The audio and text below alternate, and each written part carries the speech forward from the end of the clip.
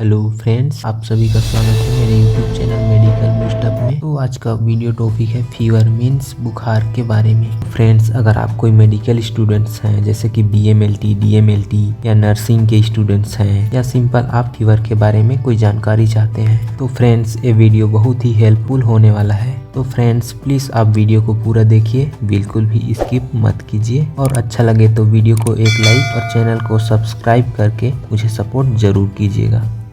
तो फ्रेंड्स, सबसे पहले हम जानेंगे फीवर के कंप्लीट डेफिनेशन के बारे में, यानी कि फीवर आखिर होता क्या है। तो unusually increases in body temperature of the normal range, it's called fever. मतलब हमारा बॉडी का जो टेम्परेचर है, जो नॉर्मल टेम्परेचर है, उससे अगर किसी कंडीशन में और बढ़ जाए यानी कि इंक्रीजेस हो जाए तो इस कंडीशन को फीवर बोलते हैं। मतलब हमारे बॉडी का जो नॉर्मल टेम्परेचर है उससे अगर किसी भी कारणवश या किसी भी कंडीशन में बॉडी टेम्परेचर अगर बढ़ जाता है तो उस कंडीशन को बोलते हैं फीवर या फिर बुखार। Fever also known as pyrexia. देखिए फ्रेंड्स, यहाँ नोट करने वाली बात है कि फीवर को मेडिकल के टर्म में या फिर मेडिकल के भाषा में पायरेक्सिया भी बोलते हैं। बॉडी टेम्परेचर का नॉर्मल रेंज 37 डिग्री सेंटीग्रेड या 98.6 फ़ारेनहाइट होता है।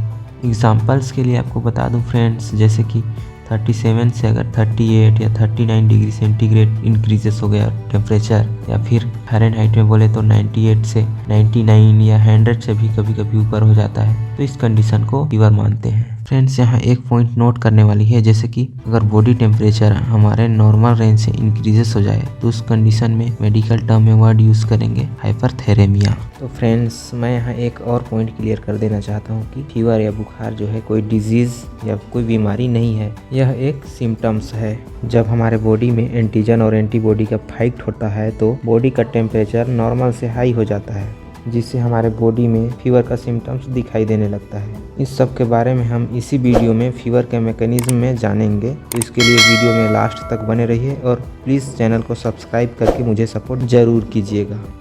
फर्स्ट पॉइंट है फ्रेंड्स, बॉडी टेम्परेचर रेगुलेशन। तो देखिए फ्रेंड्स, यहाँ एक सवाल पैदा होता है कि हमारे बॉडी में जो टेम्परेचर है उसका कंट्रोल कौन करता है। तो देखिए, हमारे बॉडी में बॉडी टेम्परेचर का रेगुलेशन हाइपोथैलेमस के द्वारा होता है। यह हाइपोथैलेमस हमारे ब्रेन में पिट्यूटरी ग्लैंड के ऊपर प्रेजेंट होता है। यह हाइपोथैलेमस हमारे बॉडी के लिए थर्मोस्टेट का काम करता है। यह हमारे बॉडी टेम्परेचर को कंडीशन के अकॉर्डिंग सेट करके रखता है कि टेम्परेचर कितना होना चाहिए और हमारे पूरे बॉडी में बॉडी टेम्परेचर का बैलेंस बना के रखता है। एग्जाम्पल्स के लिए मान लीजिए फ्रेंड, जैसे कि नाइट में 2 से 4 AM में मेटाबॉलिज्म की क्रिया नहीं होती तो इस समय हमारा बॉडी का टेम्परेचर जो है लो रहेगा। वहीं अगर दिन में मान लीजिए 12 से 2 PM में जो है काम करते हैं, मेहनत करते हैं, उस समय मेटाबॉलिज्म भी होते रहता है तो उस समय बॉडी का टेम्परेचर थोड़ा बढ़ जाता है नॉर्मल से। जैसे कुछ कंडीशंस में भी, जैसे कि कोई माइक्रो ऑर्गेनिज्म अगर हमारे बॉडी के अंदर इंटर करता है तो यह हाइपोथैलेमस थर्मोस्टेट का काम करता है, जो हमारे बॉडी का टेम्परेचर को बढ़ा देता है, जिससे उसका ग्रोथ नहीं हो पाता है और हमारा इम्यून सेल्स उस माइक्रो ऑर्गेनिज्म से फाइट करके उसे मार देता है।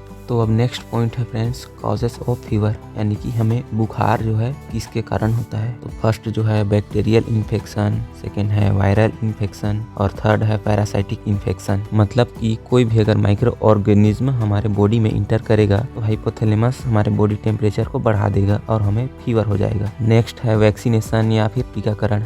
जैसे कि कोविड-19 का वैक्सीनेशन हुआ तो कुछ लोगों में फीवर के सिम्टम्स दिखाई दे रहे थे। नेक्स्ट पॉइंट है ऑटो इम्यून डिजीज। इसमें इम्यून सेल्स जो है अपने ही बॉडी के सेल्स को नहीं पहचान पाती है और उसे माइक्रो ऑर्गेनिज्म समझ के किल करने लगता है, तो हमारे बॉडी में फीवर के सिम्टम्स भी दिखाई देने लगता है। नेक्स्ट है STD यानी कि सेक्सुअल ट्रांसमिटेड डिजीज, जैसे कि HIV, VDRL, हेपेटाइटिस की कंडीशन में। नेक्स्ट है UTI यानी कि यूरिनरी ट्रैक्ट इन्फेक्शन या किडनी इन्फेक्शन। नेक्स्ट है कैंसर डिसीज, साथ ही चिकन पॉक्स यानी कि छोटी माता, साथ ही मलेरिया, टाइफाइड, निमोनिया या कॉमन कोल्ड के कंडीशन में भी फीवर आता है। नेक्स्ट है साइड इफेक्ट ऑफ मेडिकेशन, यानी कि दवाई ज़्यादा मात्रा में ले लेने से या फिर दवाई का ओवरडोज ले लेने से भी। नेक्स्ट है कोरोना वायरस यानी कि कोविड-19 में भी फीवर का सिम्टम्स दिखाई देने लगता है।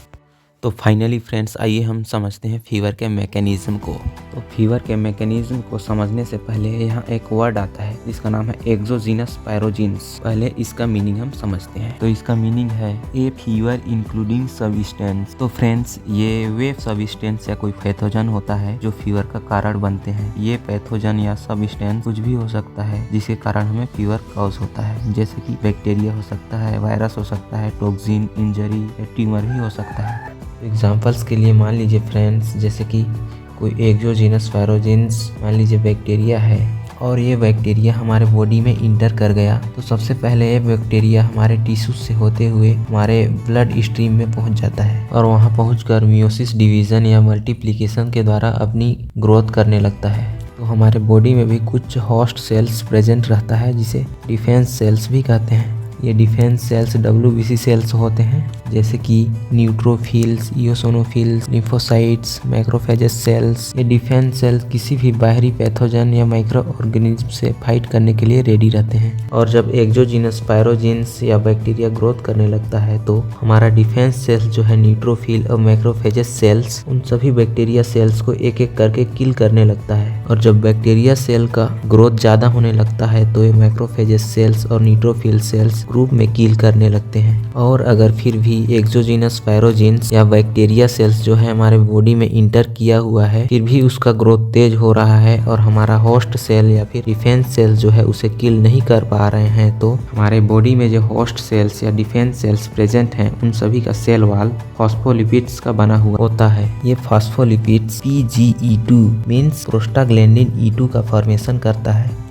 अब ये प्रोस्टाग्लैंडिन E2 ये इंफॉर्मेशन लेके हमारे ब्रेन के एंटेरियर हाइपोथैलेमस के पास चला जाता है। वहाँ जाके हाइपोथैलेमस को इलेवेटेड करता है, मतलब कि ये बॉडी टेम्परेचर को इंक्रीजेस करने के लिए इन्फॉर्म करता है। ये PGE2 हाइपोथैलेमस को इन्फॉर्म करता है कि कोई other foreign particle, exogenous pyrogens, pathogen या बैक्टीरिया हमारे बॉडी में इंटर कर गया है जो मल्टीप्लिकेशन के द्वारा अपना ग्रोथ कर रहा है। तो हाइपोथैलेमस क्या करता है कि फ्रेंड्स, कुछ देर पहले हमने बात किया था कि हाइपोथैलेमस जो है थर्मोस्टेट का काम करता है।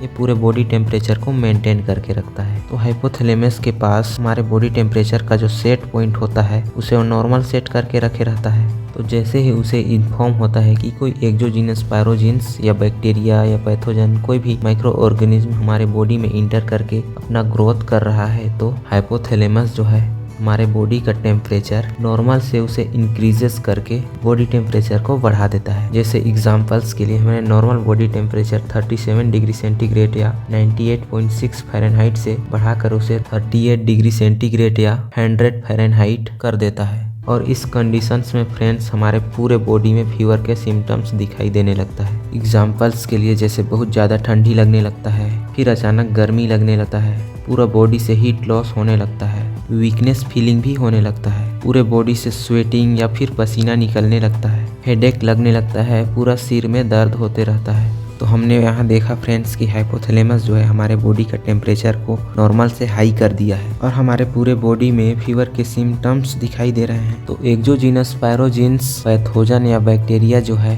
एक एग्जैक्ट टेम्परेचर या फिर कहें नॉर्मल बॉडी टेम्परेचर में ही अपना ग्रोथ कर पाता है, अदरवाइज वह अपना ग्रोथ नहीं कर पाता है। तो यहाँ फ्रेंड्स हाइपोथैलेमस जो है एक थर्मोस्टेट का काम किया है और बॉडी का टेम्परेचर को नॉर्मल से हाई कर दिया है। तो इस कंडीशन में बैक्टीरिया अपना ग्रोथ नहीं कर पाता है और हमारा होस्ट सेल या डिफेंस सेल्स या यूं कहें तो न्यूट्रोफिल सेल्स और माइक्रोफेज सेल्स, उन सभी बैक्टीरिया सेल्स को एक एक करके किल कर देते हैं। जब ये सभी बैक्टीरिया सेल्स एक एक करके डेड हो जाते हैं तो हाइपोथैलेमस एक थर्मोस्टेट का काम करता है और हाइपोथैलेमस जो है फिर से हमारे बॉडी को नॉर्मल टेम्परेचर में कर देता है। तो मैं उम्मीद करता हूँ फ्रेंड्स आप सभी को फीवर का मैकेनिज्म समझ में आया होगा। तो फ्रेंड्स नेक्स्ट वीडियो में हम जानेंगे फीवर के टाइप्स के बारे में, साथ ही फीवर के द्वारा इफेक्ट होने वाले बॉडी पार्ट सिस्टम्स के बारे में। तो अगर वीडियो आपको थोड़ा सा भी अच्छा लगा हो तो प्लीज़ वीडियो को एक लाइक और चैनल को सब्सक्राइब करके बेल आइकन घंटा को दबा दीजिए ताकि वीडियो का जब नेक्स्ट पार्ट आए तो नोटिफिकेशन जल्दी से जल्दी आपके पास पहुँच सके। बाकी वीडियो देखने के लिए बहुत बहुत धन्यवाद। तो मिलते हैं नेक्स्ट वीडियो में।